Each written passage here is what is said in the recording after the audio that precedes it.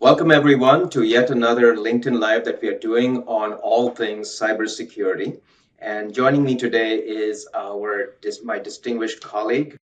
So Martin, firstly, look, the topic today is really interesting. There's so much discussion around Gen AI, right? I mean, I've been looking at tutorials myself, trying to learn and get up to speed and download stuff, and I use Gen AI, Chat GPT myself to some extent around for marketing content. Really enthusiastic about it. And well, Gen AI is, there's been a precursor to it, machine learning, AI, and now Gen AI. I mean, there's been a whole decades of experience that the whole industry has been, working through. You yourself have been in cybersecurity for a long time. I mean, I think you started off as a security. I just have this down here, security incident response team member, right? And you were the cloud CTO at FireEye, and now the cloud and AI CTO, field CTO at Trellix. So you really have really deep in knowledge around how things work, especially from a context of customers and from the product as well. Real field-oriented conversations that you have on almost every single day, right? So you and I were discussing this the other day, Martin, and help me here. There's so much talk about Gen AI, and specifically around cybersecurity. Everyone's jumping onto the bandwagon, right? Our product does Gen AI in this way, or we are better here, etc. Help me demystify this, right? I believe they're hallucinating.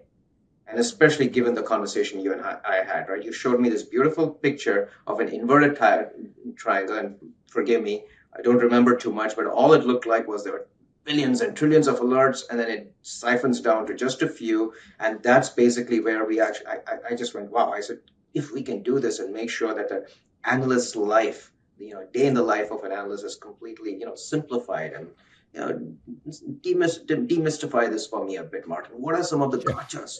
What are some of the challenges that Gen AI for cybersecurity has not yet solved from an industry perspective? Yeah, that's exactly it. And as you alluded to, so I ran a SOC for 7 years prior to joining. And that was really the lessons that I learned on what it takes to find bad guys and to have a team that finds bad guys. And the nuances there are, what do they spend their time doing? So one of the things we got really good at doing here at Trellix was collecting a lot of data, putting it in one place, and then doing alerting on that data. And that's great. They can get some really important stuff. For instance, we found the SolarWinds breach that way. That's fantastic. The problem is when you have a billion events come through and you're able to whittle that down to 1,000 alerts. That's really good. 1,000 is much better than a billion, but humans can't really go through 1,000. And so the way I like to talk about this is we have informational level alerts, and these are things that aren't necessarily critical, right? But they're still might be important in the right context. So for instance, if there's a password reset, that's a normal business thing to occur, but in the right circumstance, that might be really important. You don't know yet. And so what we found was you had to collect a lot of information to figure out, hey, is there something else that happened? Maybe a Surface account got created the same time as a password reset, and then maybe something else happened. And so you put two, three, four, small things together, and suddenly you have something that's really interesting. The problem is when you have 1,000, maybe interesting things, you don't have enough time in the day to actually, as a human, look through 1,000 things. Even if you had a staff of 20 people, 1,000 would be a lot to actually investigate.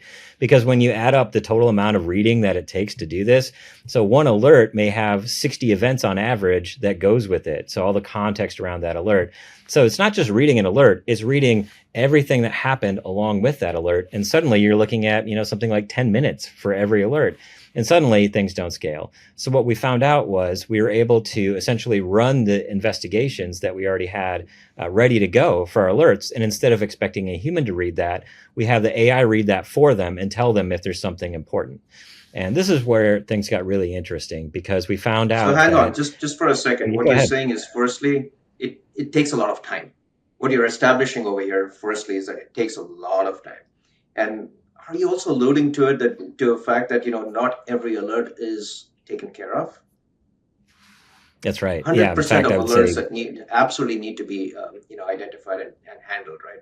So are you also yeah. basically saying the challenges that many products and platforms out there are basically taking a lot of time and they're not actually looking at 100% of alerts? Are those two things that we can establish here? Is that what you're saying, Martin? Yes. Yes, that's true. I'd Okay. say the average is probably 90% of alerts go unseen.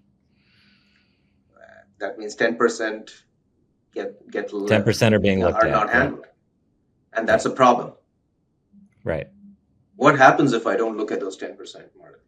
No, no. If you don't look at the 90%, I'm saying you only look at 10%. You 90% only go look at unseen, as 10%. in you don't even Awesome. look at them. Yeah. So you're only looking at, okay, got it. So if any, even with one alert is left behind, the the the problems can be, I mean, the challenges can be huge, right? For any kind of Yeah, organization. absolutely. And I mean, this is kind of back to the reason that we started all the EDR stuff. So we have a great EDR product and it does very similar things, collect a lot of information so that we're able to dive deep on what that means. And we have a very similar story occurring now on EDR. So these things are tied together across our platform. We're starting out now with the auto investigation on our XDR on Helix.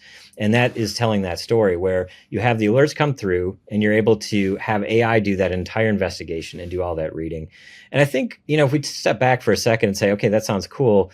What's everybody else doing? And, I just heard one of our competitors talking about how they have a chatbot where you can log in and you can say, hey, is anything wrong in my environment? Or tell me if this threat actor is currently in my environment.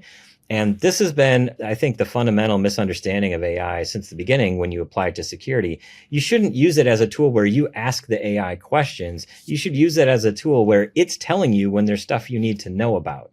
And to me, that is the absolute difference, because if something happens in the middle of the night, you need that AI to say, look, this thing normally would have been missed, but because these other things happened yesterday, somebody needs to wake up and look at this right now. And that's the level that we're at. That's where we need to be versus I'm going to log in the morning and then ask the AI, hey, did we get hacked last night? I mean, that's not where you want to be, right? So So I'm going this to idea unpack this that, in simpler terms for a second, Martin. Let me pause okay, for a second. You're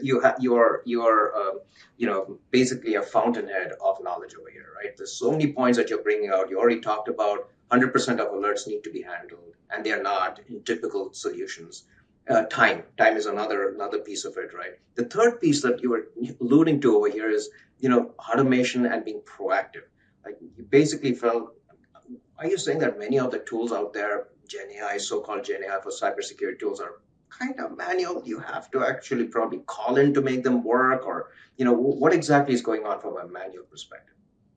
yeah. Well, I think the root of it was a lot of other places said, hey, what can we do with this shiny new thing called AI? Mm. And the most obvious thing was, well, we've seen chatbots, so let's add a chatbot to our product.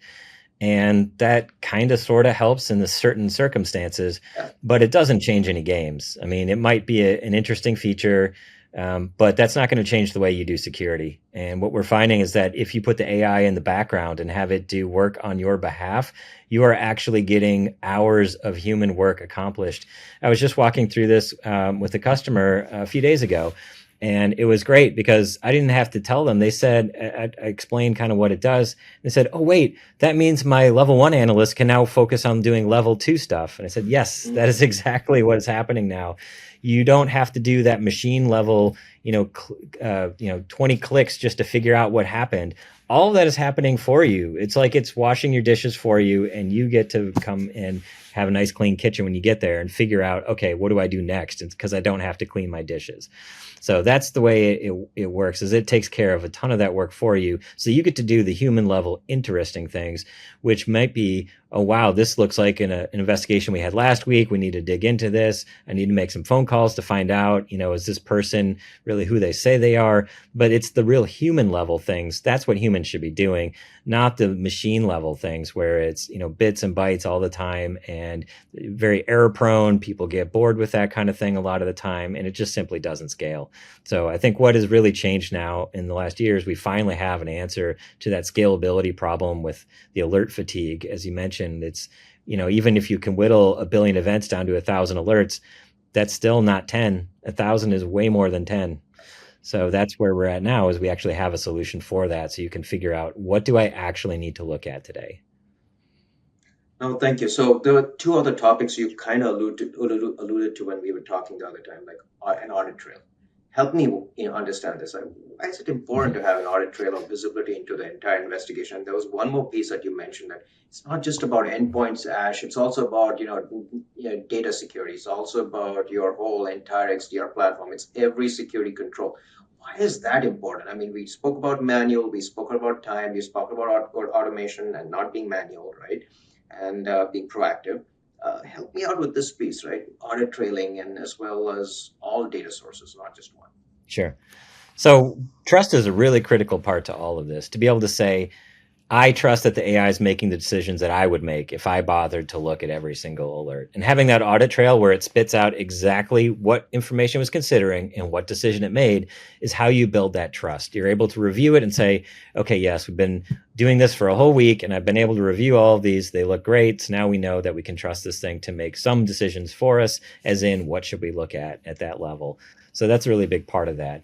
And as you alluded, we're not just stopping on the XDR part. We're embedding this kind of philosophy across our product line. So we have this available right now through professional services for our DLP as we get going there. And then we also have an alpha program out for EDR, which is doing deep dives on specific hosts. And then over on the network side, they're coming out with new things out there as well. So we're really taking this concept of how can we do work on your behalf with AI and really embedding that across our entire platform. Wonderful. And I think you also mentioned pre-built playbooks. Not every vendor actually has that. And I don't want you to comment on this because I know I want you to show this in action. Martin, you're speaking for us and with us. This is called the GenAI powered hyper automation for cybersecurity event. It's a virtual summit. It's happening in all the three regions. And I know you're going to be demoing a lot of this. You're actually going to have an answer to each of these challenges around being manual or time consuming. 100% of the alerts are not being taken care of. Some alert is being left behind. Pre-built playbooks. I want to see that. I really want to see that in action. And I want to see the entire audit trail. So I'm looking forward to it. I know you're going to do a fantastic demo in it, and I'm actually going to look forward to inviting everyone to participate in it as well with us. And we will have a lot more conversations after this as well, Martin, because there's a lot to actually get into as far as GenAI for cybersecurity is concerned. So thank you for taking the time with us today. And, you're looking fantastic as always. I'll see you again on another one. Sounds good. Thanks for having me.